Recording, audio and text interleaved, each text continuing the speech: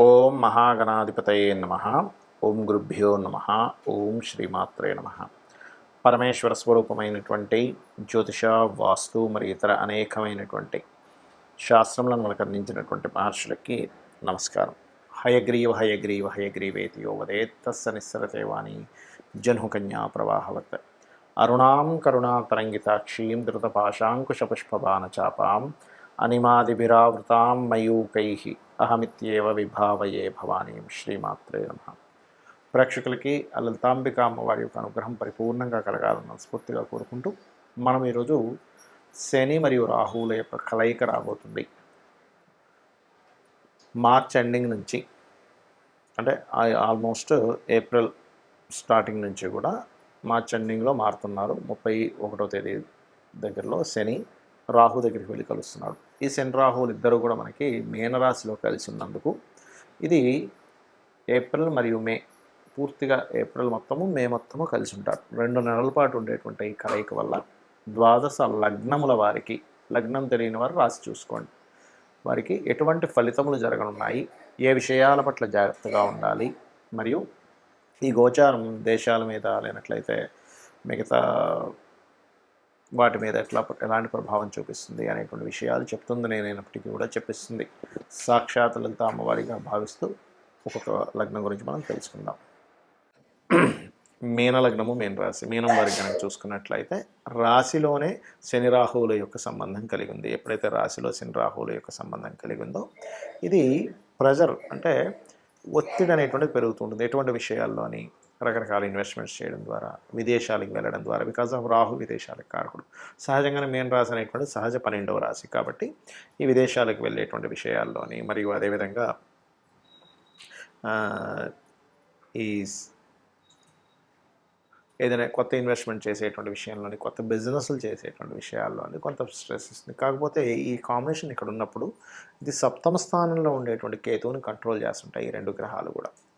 కాబట్టి ఏమవుతుంటుంది, గతంలో ఎప్పటి నుంచో ఒక డీల్ కుదరట్లేదు, పార్ట్నర్స్తో కావచ్చు, లేనట్లయితే వివాహ సంబంధించిన విషయాల్లో కావచ్చు, ఎనీథింగ్ ఆ డీల్స్ కుదరట్లేదు, ముందుకు సాగట్లేదు అంటే ఒక్కొక్కసారి చూడండి, కొంతమందికి ఆల్రెడీ వివాహమై మళ్ళీ జీవిత భాగస్వామితో ఏదో చిన్న డిస్టర్బెన్స్ వస్తుంటాయి. అటువంటి డిస్టర్బెన్సెస్ కుదరట్లేదు అనుకునేటువంటి వారికి ఈ శని రాహువులో అనుకోని కొన్ని మిరాకిల్స్ కూడా జరుగుతుంటాయి కాంబినేషన్స్ లగ్నంలో ఉన్నప్పుడు. కాకపోతే ఓవర్లోడ్ అంటూ ఉంటారు, ఊహించుకోవడము. సర్వసాధారణంగానే ముఖ్యంగా మీన లగ్నం కంటే మీన రాశి వారికి ప్రభావం ఏం చేస్తుంటుందంటే, చంద్రుడు ఉన్నాడు కాబట్టి ఆలోచన సంబంధించిన విషయంలో ఎక్కువ ఊహించుకుంటుంటారు. కాకపోతే సినిమా ఫీల్డ్లో ఉండేటువంటి వారికి ఇది మంచిదే. మళ్ళీ అంటే క్రియేటివ్ ఫీల్డ్స్లో ఉండేటువంటి వారికి, ఒక రైటింగ్ ఫీల్డ్స్లో ఉండేటువంటి వారికి, రైటర్స్కి ఇది ఈ కాంబినేషన్ మంచిదే.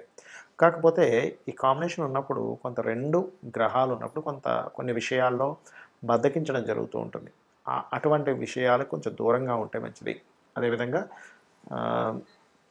వివాహ సంబంధించిన కుదరడం జరుగుతుంది. కాకపోతే ఇది ఎప్పుడైతే 12వ అధిపతి లగ్నంలో కూర్చున్నాడో శని, 11వ అధిపతి కూడా అవుతాడు, కాకపోతే 12వ అధిపతి కూడా అవుతున్నాడు కాబట్టి ఎవరికైనా మనీ ఇచ్చేటువంటి విషయాల్లో మంగళవారాలు అవాయిడ్ చేయండి. మరియు దీంతో పాటు మంగళ శనివారాలు అవాయిడ్ చేయండి. దీంతోపాటు కొంచెం ఏదైనా అగ్ని సంబంధించినవి ఉంటాయంటే బ్యాటరీస్ కావచ్చు, లేనట్లయితే ఫైరీ థింగ్స్ ఏవైతే ఉంటాయో, ఫైర్ని ప్రొడ్యూస్ చేసేటువంటి వాటిల్లో మీరు ఇన్వెస్ట్మెంట్ చేసేటువంటి విషయాల్లో కొంత జాగ్రత్తగా ఉండండి. మరియు కుటుంబ సభ్యులు ఎవరైనా యువకులతో అనవసరమైన గొడవలు, అనవసరమైన డిస్కషన్స్ వచ్చేటువంటి ఛాన్సెస్ ఉంటాయి. కాబట్టి ఈ విషయాల్లో ఇబ్బంది కలగకుండా ఉండాలంటే గోవులకి క్యారెట్లు, బెల్లము తినిపించండి, మరియు గ్రాసం తినిపించండి, అనే విధాలు బాగుంటుంది. మీరు నిత్యము గౌరీదేవి యొక్క ఆరాధన చేయండి, అనే విధాలు బాగుంటుంది. శని రాహువుల యొక్క కలయిక ఎప్పుడైతే మీన రాశిలో ఉందో ఇది ప్రధానంగా దేని మీద ప్రభావం చూపిస్తుంది అంటే, ఇది కొంచెం విదేశీ సంబంధించిన వాటి మీద ఎక్కువగా ప్రభావం చూపిస్తుంది. అంటే ఎట్లాంటి వాటి మీద, చూడండి, ఒక్కోసారి విపరీతమైన వర్షాలు రావడం కానివ్వండి, లేకపోతే ఫైనాన్షియల్గా ఉండేటువంటి కొన్ని అప్ అండ్ డౌన్స్ ఎక్కువగా రావడం కానివ్వండి, కొన్ని విదేశాల్లో అసలు ఊహించనటువంటి మార్పులు, అది ఫైనాన్షియల్గా సంబంధించినవి కానివ్వండి, జాబ్ సంబంధించినవి కానివ్వండి, లేకపోతే ఈ శని రాహులు ఎప్పుడైతే మీన రాశిలో ఉంటారో ముఖ్యంగా జల ప్రదేశాలు ఉండేటువంటి ప్రాంతాల్లో, ఉత్తర సంబంధించినటువంటి ఉత్తర దిశల్లో, అంటే ఉత్తరం వైపు ఉండేటువంటి దేశాలు ఏవైతే ఉంటాయో వాటికి సంబంధించినటువంటి వాటిల్లో, అదేవిధంగా కొన్ని లాస్ ఏవైతే ఉంటాయో, ఈ లా సంబంధంగా కొన్ని దేశాల్లో లేకపోతే మన ఇండియా లాంటి ప్రాంతంలో కూడా ఏదైనా కొన్ని నిర్ణయాలు తీసుకున్నప్పుడు కొంత మత సంబంధించినటువంటి కల్లోలు ఏర్పడటము ఇట్లాంటివి శని రాహుల యొక్క కలయిక ఇస్తూ ఉంటుంది. అదేవిధంగా ఈ శని రాహుల కలయిక జరిగే ముందు మనకి ఈ ఉగాది వస్తూ అక్కడి నుంచి షష్టగ్రహ కూటమి ఏర్పడి అక్కడి నుంచి అట్లా ఆ గ్రహాలన్నీ కదిలిపోయి వస్తుంది. కాబట్టి మీన రాశిలో ఎప్పుడైతే ఇన్ని గ్రహాలు కలయికై దాని తర్వాత శని రాహులు రెండు మిగులుతున్నాయో ఇది పర్టికులర్గా ఏంటంటే అనేకమైనటువంటి వృత్తులు వ్యాపారాలు ఏవైతే ఉన్నాయో అనేకమైన వ్యాపారాల్లో చాలా చేంజెస్ తీసుకొస్తుంది ఈ కలయిక అనేటువంటి చూసుకున్నట్లయితే మీరు చూస్తూ ఉండొచ్చు కావాలంటే ఇది.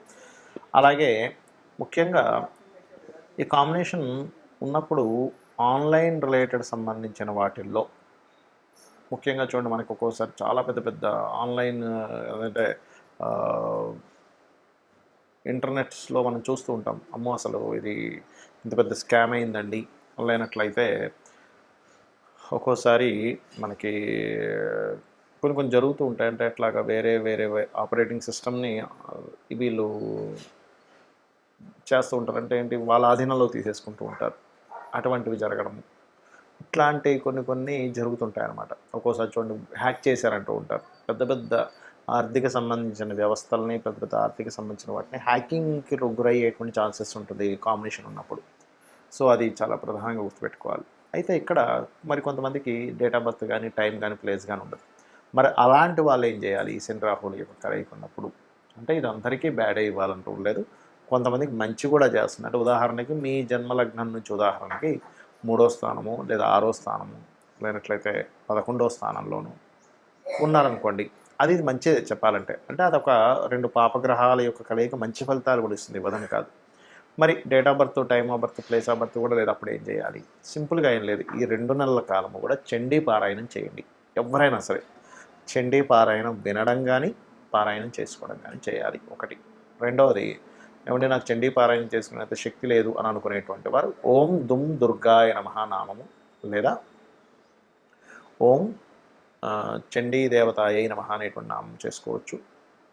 ఎందుకంటే ఈ రాహు అనేటువంటిది పొగ, ఈ రాహు అనేటువంటిది ఇన్ఫెక్షన్స్, ఈ రాహు అనేటువంటిది కనబడకుండా ఉండేటువంటి లక్షణాలు కలిగినటువంటిది రాహు. ఛాయాగ్రహాలు అంటూ ఉంటారు, నోట్స్ అంటూ ఉంటారు.